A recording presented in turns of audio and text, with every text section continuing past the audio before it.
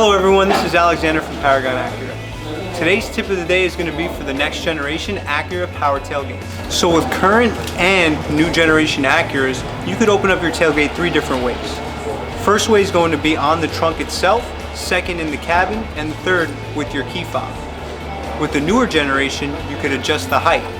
So depending on which situation you need, a higher opening or a lower opening, or just in the middle, you could set that up just by pressing the power button and holding it until you hear a second beep. We believe safety should be standard, so with the next generation power tailgates for Acura, you could stop the closing just by applying 10 pounds of pressure or just very little pressure to the weather strips on the sides of the tailgate. And there you have it. Thank you so much for joining me for today's tip of the day. Be sure to tune in for more just like this one.